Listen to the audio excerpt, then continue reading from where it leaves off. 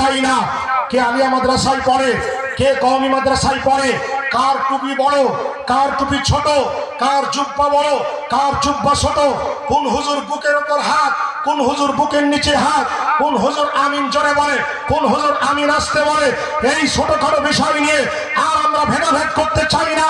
আমরা সমস্ত আলেম ওলামা ধর্মপ্রাণ মুসলমান, আমরা সমস্ত শক্তি এক হতে চাই।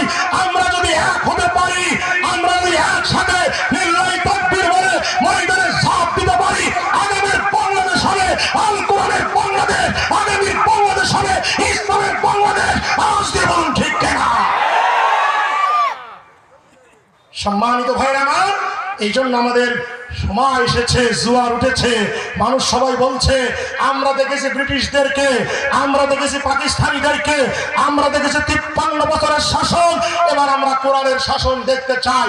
জোয়ার উঠেছে পাড়ায় মহল্লায়, গ্রামে গঞ্জে, শহরে বন্দরে। আওয়াজ দিয়ে বলেন ঠিক কিনা?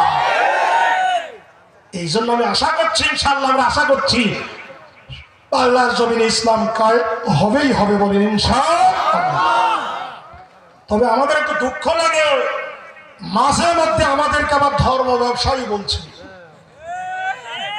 আমরা বলি ধর্ম ব্যবসায়ী আমরা নাই, ধর্ম ব্যবসায়ী তারা যারা ভোটের আগে নামাজ বেশি পড়ে, ভোটের আগে 7 জায়গায় আসরের নামাজ পড়ে, ভোটের আগে মাথায় টুপি দেয়, ভোটের আগে মাথায় পট্টি দেয়, আর ভোট হয়ে গেলে, প্রধানমন্ত্রী হয়ে গেলে পট্টি খুলে ফেলে। ওই হলো ধর্ম ব্যবসায়ী। আর ধর্ম ব্যবসায় আমরা নাই, আমরা তো ভোটের আগেও নামাজ, ভোটের পরেও নামাজ। আমরা ভোটের আগেও দাঁড়ি, ভোটের পরেও দাঁড়ি। ভোটের আগেও আমরা আমাদের বিবিগুলো পর্দা, ভোটের পরেও পর্দা। ভোটের আগেও আমাদের যেমন আমরা দান সদকা, ভোটের পরেও দান সদকা। এই জন্য ধর্ম ব্যবসায়ী আমাদেরকে বলবেন না, আমরা ধর্ম ব্যবসায়ী নয়, আমরা ধর্মীয় রাজনীতি করি। আওয়াজ দিয়ে বলেন ঠিক কিনা? তারপরে কেউ কেউ বলছে কোরআনে নাকি রাজনীতি নেই। আরে ভাই, কোরআনের প্রায় 900 আয়াত আছে রাজনীতির আয়াত। জোরে বলেন মারহাবা।